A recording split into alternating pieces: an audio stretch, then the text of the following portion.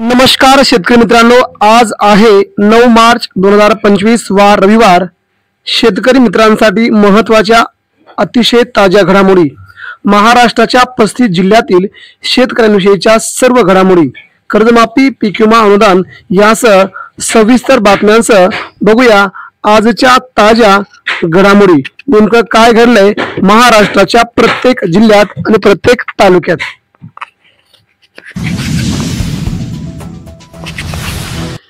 शिरूर बाजार समितीत चिंचेची दररोज 150 क्विंटलची आवक, किमान दर 2500 ते कमाल दर 3500 रुपये प्रति क्विंटल मिळतोय, शेतकऱ्यांना फायदा।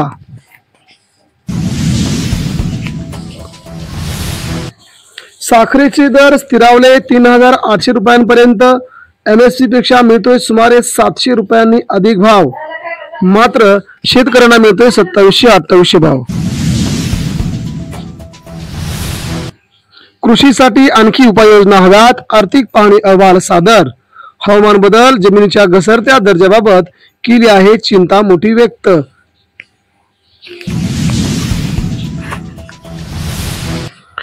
दुःख सारून मायलेकींनी फुलवली निर्यातक्षम डाळिंब बाग, आखातवाडी येथील त्या दोघींचा रडण्यापेक्षा लढण्याचा निर्धार, पती मुलांच्या निधनानंतर संकटावर जिद्दीने केली मात।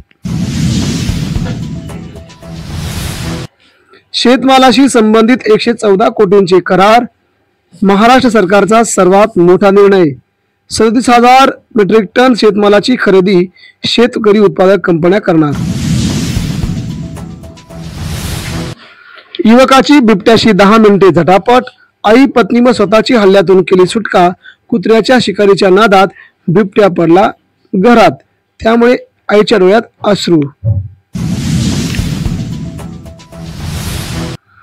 खासगी कंपन्या मालामाल तर शेतकरी कंगाल, राजरोष लूट थांबणार कधी, संघटना व यंत्रणा मूग घेऊन गप्पच राहिल्याने शेतकऱ्यांमध्ये संताप, यंत्रणाही फसवणुकीत सामील।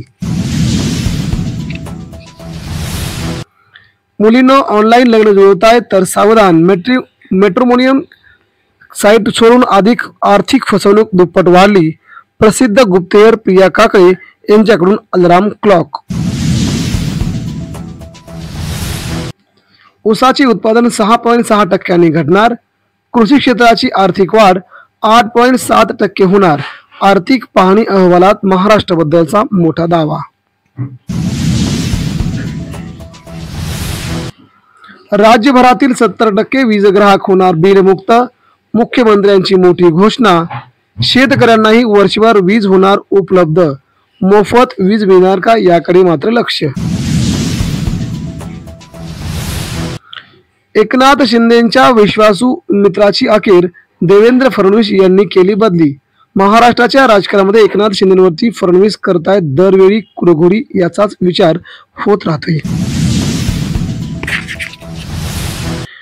मराठवाड्याला पाणी देताना अटीमध्ये भेदभाव का, आमदार कैलास पाटील यांचा जलसंपदा मंत्री यांना सवाल। महाराष्ट्रामध्ये मराठवाडा खूप मागासले असल्याने तुम्ही असे करता का, थेट विचारला सवाल। मागण्या मान्य करा अन्यथा आंदोलन, जरांगे पाटलांचा थेट इशारा, सरकारकडून सगळे सोयऱ्यांवरती कारवाई होत नसते असंही सध्या बोललं जात असते, त्यामुळे पुढे काय निर्णय घेणार याकडे लक्ष।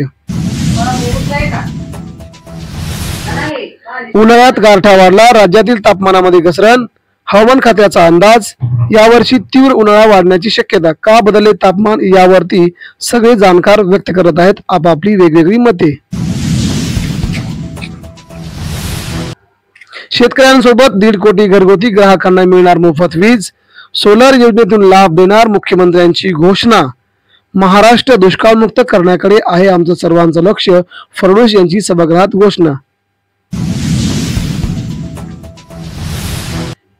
ढोकी परिसरात बर्ड फ्लूचे थैमान, कोंबड्या नष्ट, खड्डे खोदून कोंबड्यांसह अंड्यांची लावली विल्हेवाट, परिसर क्वारंटाईन केल्याने धाराशिव जिल्ह्यामध्ये बर्ड फ्लूचं वाढले थैमान।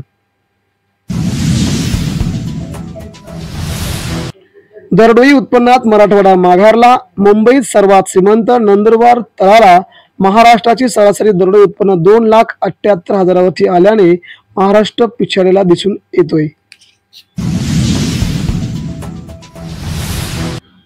राज्याच्या दरडोई उत्पन्नात वाढ कृषी क्षेत्राचा सर्वात मोठा हातभार असल्याची माहिती. मात्र लाडकी बहीण योजनेसाठी तरतूद खूप मोठा धक्का सरकारला बसल्याचं सध्या निरीक्षण आहे. पीएम किसान योजनेत 181 बोगस लाभार्थी. महाराष्ट्राच्या बहुतांश जिल्ह्यांमध्ये असे लाभार्थी आढळल्याने त्यांची नावे बाद करण्याची प्रक्रिया झाली सुरू. शेतकरी कृषी क्षेत्रात बदल घडवून आणू. बाळकृष्ण पाटील. आशियातील सर्वात मोठा संत्रा प्रक्रिया प्रकल्प नागपूरमध्ये उभारणार असल्याची त्यांनी केली मोठी घोषणा. आवक वाढल्याने डाळ कडधान्याच्या दरात मोठी घसरण. डाळ्या आणि कडधान्यांचे नवीन उत्पादन दाखल होण्यास सुरुवात झाली आहे. त्याचबरोबर डाळीची देखील आयात वाढली, त्यामुळे भाव घसरले. वणव्यात रोहा इंदरदेव गाव झाले बेचिराग.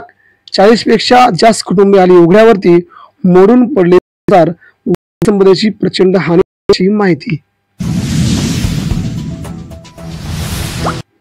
पीक विमा योजनेत मोठा गैरव्यवहार. कृषी मंत्र्यांची विधानसभेत लेखी उत्तरात कबुली. पीक विमा अनुदान या सगळ्याच योजना फेल झाल्याचा दावा.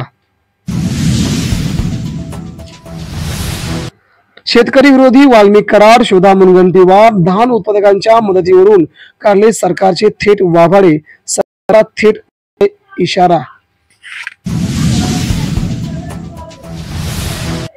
सोयाबीनला मिळतायत 8 वर्षापूर्वीचे दर. अमरावतीत बाजारात 1000ने घसरण. सोयाबीन आले 3000वरती. तूर देखील तेवढ्याच कमी भावात. शेतकऱ्यांना सरकारने लुटल्याची माहिती शेतकरी आहेत. शेतकऱ्यांना अधिकारी त्रास देतात. शेतकऱ्यांच्या प्रश्नावर सुदैव मुनगंटीवार बरसले. महाराष्ट्रात शेतकऱ्यांचा वाली कोण आहे का? स्वतःच्याच सरकारवरती काढले वाभाडे. महाराष्ट्रात खळबळ. उष्णतेसह वादळी वाऱ्याचा काजू आंबा पिकांना फटका. महाराष्ट्रामध्ये वादळी वारा पुढील 15 तारखेपासून वाढण्याची शक्यता. गारपीट देखील महाराष्ट्राच्या भागात होणार.